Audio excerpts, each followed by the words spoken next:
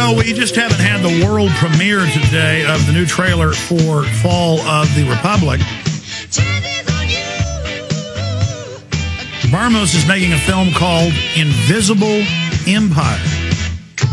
And it's amazing research. He's been working on this thing for years. It's coming out early next year.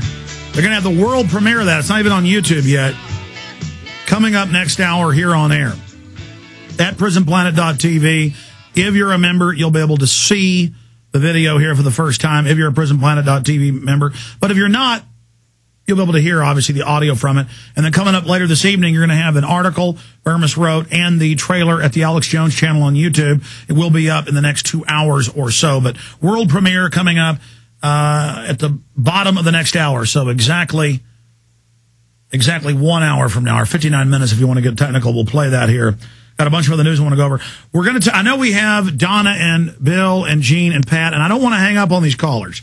But you were here before we got Dr. Eisenstein on. You can either change your question to him about the flu or the New World Order or eugenics, or call back another day. I'm going to give the number out, 1-800-259-9231. Now, Doctor, you're a humble guy. You're one of the leading experts on this because the government likes to cover up their own studies, their own tests. Big Pharma does, or take the aspartame trials. It killed almost all the rhesus monkeys that they gave it to, but then they use that data by removing the dead monkeys to say, get it approved. You know, they play all sorts of games. You're a leading expert because you have one of the biggest practices in the country.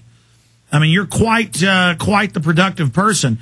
Not just, do you have a medical examiner's license, or are you a lawyer, or multiple medical degrees? You've got a huge, huge practice of homeschoolers, regular folks, and then you also watch the Amish and know them. Tell folks, finish your point about how the vaccines don't work, and then let's get into just the evidence right there that you see public schools where some schools, a third of the school, have got neurological disorders supposedly, or their brains have been rotted by the vaccines and other chemicals. Then meanwhile, the Amish, you don't ever see that. You don't see autism. That's exactly right. I didn't even really know that one way or the other until Dan Olmsted, who was at the time a senior medical writer for United Press International, he came to Chicago because he heard about our practice. Now, I want to know, Alex, it's not only me. Dr. Rosie, Dr. Schattauer, Dr. Zumhagen, and 20 other doctors have worked with me over the last 30-plus years. And we've always had a practice that gave vaccine choice to families. And you asked earlier, what's the difference from 35 years ago? Well, 35 years ago, they didn't give 58 vaccines to children in the first couple of years of life. We gave 10 or 12. Still most probably problematic, but the problem wasn't a fraction was today. So Dan Olmsted comes to Chicago. He spends time with our practice and talks to all the doctors, and he said, where is the autism? Show me the autism. I said, I want to know, Alex, I barely knew what autism was. I'd read about it in the textbooks, but that was about it. Never saw a case, And we have been delivering babies at home, and that's mainly what we've done, and we still continue to do it. And we're close to 20,000 babies alone that we deliver at home. But here's the shift in our practice. In the last 10 or 15 years, as I've become more and more vocal about vaccines, our vaccine rates have gone from 10% of practice to 9% to 5%, where now it's almost non-existent. The only reason we don't become a vaccine-free practice is because my partners have been with me for more than 25 years, who've never vaccinated their children, said to me, Mayor, if we give such a hard line, we're going to lose thousands of people when they come, realize that they don't have to vaccinate their children. And all of a sudden it became obvious it's more than just autism. We have virtually no asthma, virtually no diabetes, virtually no allergies, all these chronic conditions that children today suffer from. And those people will say, there's no real increase in autism. We're just counting different. Well, how do you count all? You said it so well, the neurological problems in school. Look, I'm going to stop you right there. Yep. I don't need to be a rocket scientist to know that when I went to see movies like Dumbo when I was a kid, or I went to take my sister, who's 14 years younger than me, when I was in high school and college, I'd take her. My parents would say, will you come over and babysit next week and take her to a movie? You never saw autistic children. I'm on the green belt. I'm at the mall. I take my kids every few months to a movie.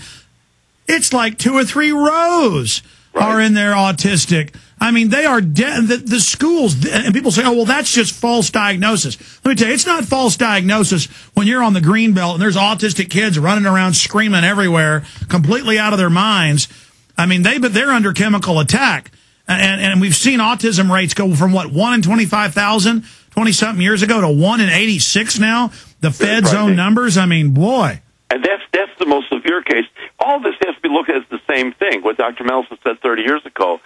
What's the difference between ADD, ADHD, and autism? Just the spectrum. You know, how severely your brain has been damaged, like Dr. Blaylock said, and that's the only difference. And we saw virtually none of this.